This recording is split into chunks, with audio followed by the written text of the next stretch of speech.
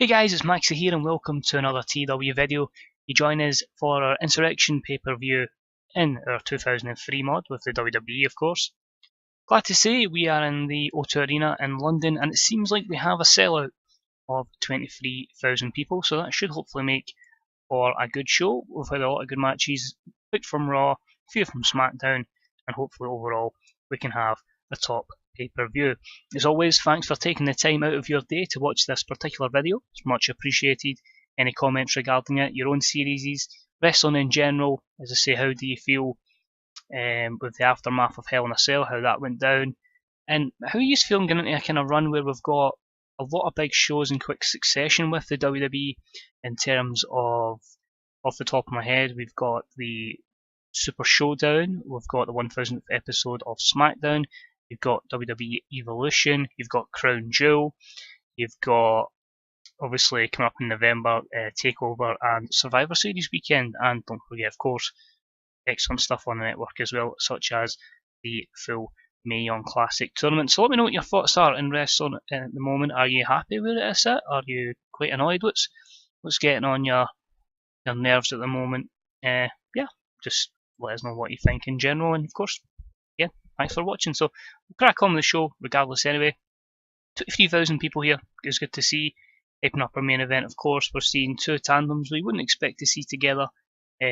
One especially in the likes of Austin and Goldberg as they take on Triple H and The Rock in our main event. An A94 segment is pretty damn good. I'm happy with that, and it shows we do have the star power.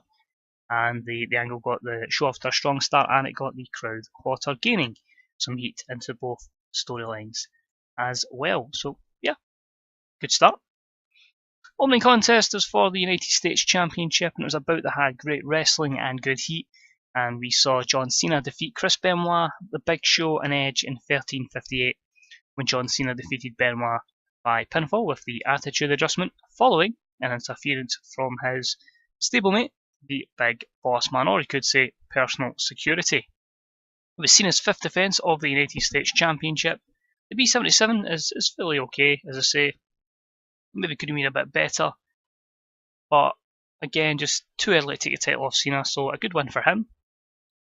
4 pretty good performances, it got the crowd hotter, and these storylines will intertwine a little bit. I think we'll move, obviously, Cena away from Edge, probably move the Big Show away from Benoit. We did have to protect Benoit as well to take the pinfall, so yeah, I'm happy with it. It does take a bit off the rating. Next up, we've got the manager of the Destroyer, Mark Henry. It is, of course, Theodore Long. He's hyping up the Intercontinental Championship match between Mark Henry and the champion Rhino. The D plus 52, not bad. Really just saying to the world, look at this guy. Like, he's gonna destroy Rhino. It's like a no-brainer. He's gonna become Intercontinental Champion. And of course, subject to booking, and about the had decent wrestling, but not a lot of heat. We saw Rhino defeat Mark Henry in 11:01. With the gore. Proper gore. 6 Intercontinental title defence for Rhino, which is good to see. A C plus 70. Match suffered a little bit because of the tiredness of Mark Henry, struggling to go 11 minutes, which is a bit worrying. Okay-ish performances there from Rhino and Mark Henry. It's one of these matches I'd kind of hope that Mark Henry would have gained a bit of skill from, and hopefully can improve his stamina. But overall, not too bad, not horrible. As I say, we do have quite an in-depth Intercontinental Championship division. Hype up the next one, which is Chris Jericho and Christian. We all know about this. Jericho getting injured by Jeff Hardy, who was kind of out his face, and Christian basically turning his back and taking Chris Nowinski as his new friend. So a C plus 69. I'd like to hope the match would draw better than the hype segment. Match again was good. What you'll notice, because we do have as many matches, a lot of matches I'd imagine wouldn't be going over the 16-17 minute mark, so you will see a lot that'll be under B82, which is the kind of threshold. So despite a good wrestling match, with a decent reaction from a crowd, we did see Chris Jericho defeat Christian in 20-20 by submission. The Walls of Jericho. A bit of revenge for Chris Jericho, and overall 2 decent performances there. So looking for was any negatives, Jericho's morale, gimmick, and poor momentum for Christian. After the matchup, Christian obviously is a bit unhappy, so he decides to beat the crap out of Chris Jericho, and he is joined by his good friend Christopher Nowinski. So a 2-on-1 assault takes Chris Jericho out. C-58.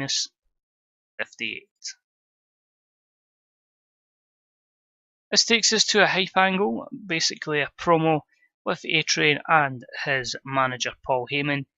Basically, Heyman saying, look at this guy, he's going to destroy Hulk Hogan. Hulkamania is going to cease to exist, and it's pretty much a polar copy angle of Rhino with Mark Henry. But a B81, it shows both brands have got monsters, and who knows, maybe we get Mark Henry and A-Train down the line? Unlikely, but you never know. After this, we cut backstage and we see basically Chris Jericho being taken into an ambulance, stretchered out, basically to go to a local medical facility, as WWE likes to call them, and C-55 due to the beatdown from Nowinski and Christian. The match then back to Hogan vs A-Train, great heat, decent wrestling. Hogan defeats the A-Train in 7:58, got to keep strong brother by winning via the atomic leg drop. A B-73, not too bad considering the various performance levels and a lack of selling which you seem to get in any Hulk Hogan match. Does its job, keeps Hogan strong. Next up, we have Eddie Guerrero and Chavo Guerrero, and this little angle I just added in to really tied up with our main event. It's a 6-man tag for the Smackdown side, with Eddie Guerrero going to team with Undertaker and Brock Lesnar, just opted against a world title match. So we'll continue to tease tension between Lesnar and Taker, but they've chosen Eddie to help them, and it's just Eddie saying, Chavo, I got it tonight, just stay back and chill, really. So a B-73. Next up was a Cruiserweight Championship match. It was decent. Rey Mysterio Jr. defeated Matt Hardy in 9:45 with 619, third title defence for Rey. I think we're certainly taking the Cruiserweight division to an okay place. Admittedly, Rey and Matt are probably way above the rest in terms of overness, but if we can start pushing over and getting a good bit of momentum behind, like Nunzio, Billy Kidman, Crash Holly, to just name a few, Funaki as well, hopefully we can have a pretty good stacked division. But a good win for Rey. Matt Hardy's going to be quite frustrated after this in what was our storytelling match of the evening. Probably should have made that Hogan versus A-Train, but I was on the fence. Usual, I was really unsure what to do with the women's division. I was looking to go Trish versus Victoria, but it's been done too often too soon, and I just felt like, with a lot of men in this card, let's just try and get as many attractive females on the show to get the quota done. So straight up, just decided, let's go with a bikini contest. I don't know why I've put Jazz in instead of Tori Wilson. That's just stupid booking out. We just couldn't really go with 4 women that are absolutely unbelievable. Not that Jazz is horrible, but I'm saying like the other 3 are just, wow. But Trish wins anyway, keeps the babyface strong. The 2 heels, Stacey Keibler and Sable, going to be very pissed off with not winning. So it's C plus 67, hopefully fulfills our attractive women quota. Can't wait to eventually get rid of this so we can actually have, wrestling matches. Right, I've actually looked up here, this angle should come next, but we'll say it's a highlight package. Basically GBL kicking the crap out of Ron Simmons, so it's a C59. Obviously, if you saw Smackdown or you watched the episode, you saw that there was a bit of a confrontation between them. Basically, of course, they had their match. GBL beats Ron Simmons in 7:14 by pinfall. Different foot WWE done in real life. They didn't do the match. I just felt like, you've got to get as much heat as possible on Bradshaw. Don't know if he got his friend fired previously, but I think here, beating him down after the match, a C plus 66. The GBL character is off and running. Then have a bit of let's say a group huddle effectively. Evolution, just really making sure everyone's good for their matches tonight. Triple H in the main event. Of course, teaming with The Rock. And of course, Batista and Randy Orton taking on the tandem of Kevin Nash and Shawn Michaels. So Ric Flair is get the troops ready and hoping for some Evolution success tonight. So I say B plus 87. Over the top entrance, pyro, you name it, just making Shawn Michaels look like $1,000,000. B+85. Something a little bit different there. Good match. Kevin Nash and Shawn Michaels defeat Randy Orton and Batista in 13:44 when Shawn Michaels defeated Randy Orton with Sweet Chin Music. Shawn head and shoulders above everyone else in terms of performance. I think it's a great learning curve for Batista and Orton to begin with these kind of people. So it keeps Michaels and Nash away for the title. It's a development of two guys that are really pushing to the moon, so I'm happy with it. I'm not going to put them over just yet. They've got to get a better skill level before I know they can take it to the next level. But decent. Batista improved Rumble skills. And yeah, Kevin Nash lasted the match. Fair play. As I say, the worrying thing for him, as you can probably see here if we find it, stamina and declining physical ability, so we're not going to get a lot of time out of Kevin Nash either. Kurt Angle cuts a promo, just basically berating Undertaker, saying that Team Angle will reign supreme tonight, and that championship will come back to him. Even though we are going to kind of face cut out the title picture eventually. But it was a... I've made a booking mistake there, I'm an idiot. Anyway, it was a good wrestling match, good heat. Lesnar, Undertaker and Guerrero defeat Team Angle, of course Kurt Angle, Shelton Benjamin and Charlie Haas in 14:28 when Eddie Guerrero defeated Shelton with a frog splash. Charlie Haas a weak link, you can see straight away where I've made the mistake. If you watch many of my other WWE shows, especially the one in 2021, how often are my matches over 16 minutes, so we always use the slow build approach. Because it was a co-main, I thought, yeah, let's do it, but I've obviously not put it long enough, so the negative of playing TEW and other stuff at the same time, it can, distract you, but yeah, overall, what I like about it is it gives you a couple of main event stars in, it gives momentum for Taker and Brock, it gives Eddie a good showcase that he can get to the title picture, like he did in real life, and I think it's a great learning curve again for the likes of Shelton Benjamin and Charlie Haas. So I'm not going to be too negative about it. There is a lot of positives to take, a couple of skill improvements, and yeah, that's probably a B82 as well if I don't make that silly, let's be honest, mistake. So always double check your shows before you book them.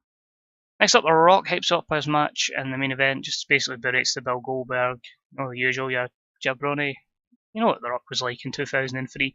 He was a very over-the-top heel, very entertaining, it must be said. I feel like when I go back and watch that stuff, I just think he was actually on fire in 2003 with some of his promos, especially him and Hurricane. Just unbelievable, some of the promos. And yeah, that kind of makes up for a subdued co-main.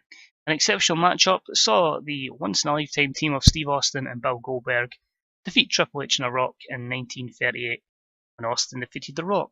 So we've got to keep Hunter looking strong by pinfall with a Stone Cold Stunner.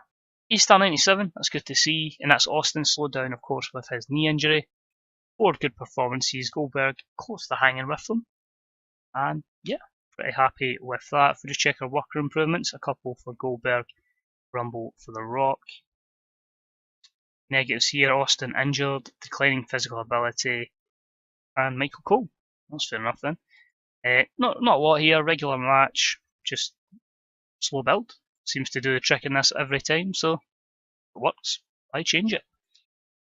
So overall, A92, that probably may go down as one of our better shows. I'd need to look at history to see if it's our best. But yeah, it does the job increasing popularity in 34 regions and continues the growth of the WWE. And just shows, when you combine the two rosters together, quite a stacked roster we do have. So Chris Jericho praised just to get his morale up, so that'll be complimented. And then I think we'll go with Steve Austin and we'll go with Bill Goldberg as well, just to say well done. Keep up the good work. Keep drawing those big ratings. So we'll go back to the main screen, we'll have a wee look. Glad to say it's probably like a 5-week build to the next event, so there'll be a lot of Raws and Smackdowns before we get there. But yeah, hopefully we should be in a good position. Try to sign Kid Cash. I think that likely will happen because I don't think TNA will go written. Aye, that's fine, just to give an extra bit of depth to the Cruiserweight division. And I know he did have a spell in WWE, so yeah, I'm quite happy to bring him in. It's kind of realistic in that regard. Bossman's unhappy. Cool. 1.87 on the pay-per-view. It's fine. It's not an over-the-top pay-per-view that's people properly know. Shannon Moore. It's fine. It's a lot of negative. It's never going to big people up. That's interesting because how good they are friends in real life. But I'm keeping the roster as it is. I don't want to make it too unrealistic and start bringing in like Daniel Bryan and the like. Orlando Jordan is fed up of being in developmental, so he will go as an enhancement talent. You may be wondering why I'm putting him to Raw. Usual, they just go through heat, get slightly over, and once they're over, then they move to Raw or Smackdown permanently. We start pushing them, a la Sean O'Haire. But good position to be in if we just go to my user character. So 69 shows already, that's quite remarkable when you consider I'm over 1,000 in Mother 1. And of course you've got the TNA save that we no longer do. So Judgment Day is still the best, so we tied with that. And of course we weren't quite going to beat our highest attendance either. It's cool, let's have a look at history.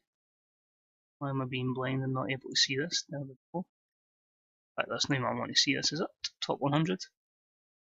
Second highest event, that's good. So it's tied with Judgment Day, and in terms of attendances, 6th highest attended show, that's good as well. In terms of buy rate, it was our 4th out of the 6 pay-per-views we've done, so yeah, overall, pretty good, pretty happy with that. I'm now going to head in and book Heat, and of course Raw and SmackDown is what we'll see on our next episode. So a 6-week build to Vengeance, that's good, plenty of time to allow me to plan that out and hopefully put over a good card. And I've got a good shows over the next couple of weeks. And yeah, as always, thanks for watching. Much appreciated. Enjoy the rest of your day. Bye bye.